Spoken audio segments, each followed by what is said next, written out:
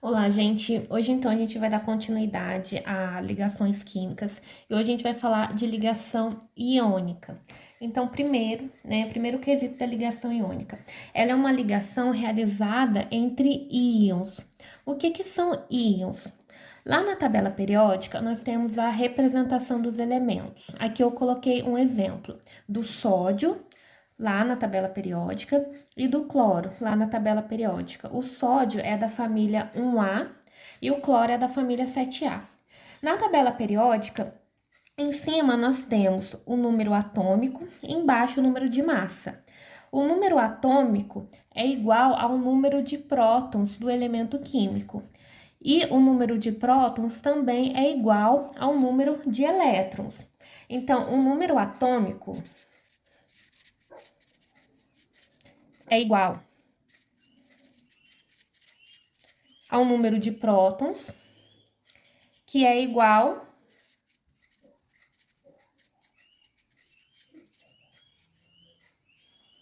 então o número atômico é igual ao número de prótons, que é igual ao número de elétrons. Então a gente pode observar aqui o número de elétrons do sódio no estado fundamental, ou seja, lá na tabela periódica, é 11.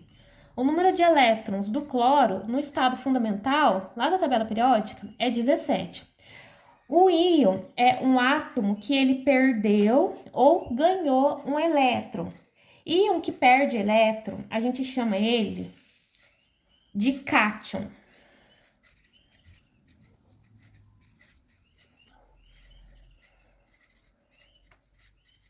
O íon que ganha um elétron, a gente chama ele de ânion.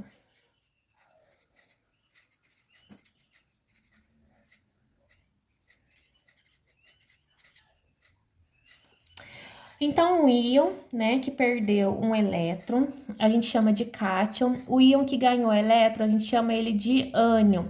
Cátion vai ser o íon que vai ter carga positiva. E ânion vai ser o íon que vai ter carga negativa. Então, lá no estado fundamental, lá na tabela periódica, átomos, eles estão neutros. Eles estão com a mesma quantidade de prótons e a mesma quantidade de elétrons. Eles estão neutros. Quando eles perdem ou ganham elétrons e se tornam cátions ou ânions, eles se tornam íons. Entendendo o que é íon e sabendo que íon é um cátion, um ânion, a gente consegue entender que a ligação iônica, ela envolve a doação ou o recebimento de elétrons. Então, aqui nós temos o sódio e o cloro. Quando a gente junta esses dois átomos, nós temos uma molécula. Lembre que átomo, átomo, quando você junta dois átomos, é molécula. Então, vamos criar aqui uma molécula de NaCl. Criei uma molécula de NaCl. Lembram lá da regra do octeto? O Na, ele é da família 1A, certo? Então, ele tem o quê? Um elétron na última camada de valência.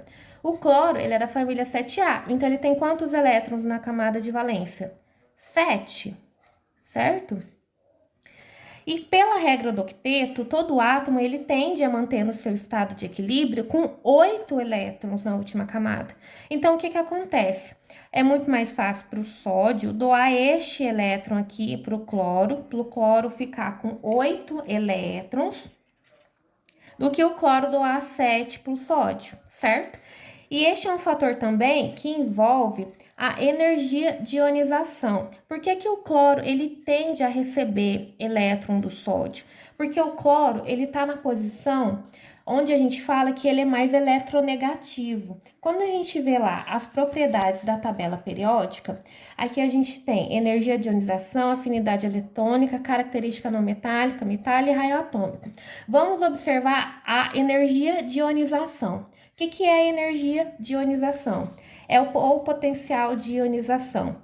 É a energia mínima necessária para arrancar ou remover um elétron do átomo isolado, ou seja, no seu estado fundamental. Enquanto mais para cá e mais para cima tiver a posição do átomo, mais difícil é a gente conseguir arrancar um elétron dele, porque ele precisa de uma energia de ionização muito alta para você tirar um elétron desse átomo. Então, como o sódio ele está aqui na família 1A e o cloro está aqui na família 7A, e conforme o potencial de ionização indica na seta, o cloro ele tem uma energia de ionização muito mais alta. Então, é muito mais difícil a gente tirar um elétron do cloro do que tirar um elétron do sódio. Então, é por isso que o sódio, neste caso, ele perde um elétron para o cloro, porque a gente fala que o cloro ele é mais eletronegativo, ou seja, ele tem mais força para puxar esse elétron aqui do sódio,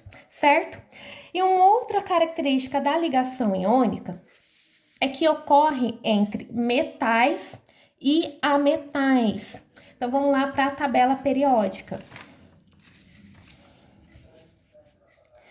A característica não metálica, ela vai ser sempre a que está localizada mais em cima e mais aqui à minha direita. E característica metálica vai ser sempre as que está localizado mais à esquerda e mais abaixo. Então, os elementos dessa família e todos aqui do grupo B, eles são metais. Os elementos que estão da família 3A para cá, eles serão os ametais. Então, toda ligação iônica, ela vai se dar com o metal ou com o ametal. Ametais vão sempre estar localizados aqui, próximo ao gases nobres, e os metais vão ser esse da família 1A, do 2A, e esse do grupo B, que são os metais de transição. Então, entendendo isso, a gente pode saber as 3 características da ligação iônica. Primeiro, realizada entre íons, né? Íons são aqueles que perderam elétrons ou ganharam elétrons. Envolve doação e recebimento de elétrons, ou seja, um átomo vai doar um elétron para outro átomo. Quem doa é aquele menos eletronegativo. E quem recebe é aquele mais eletronegativo. Isso sempre vai acontecer entre metais e ametais.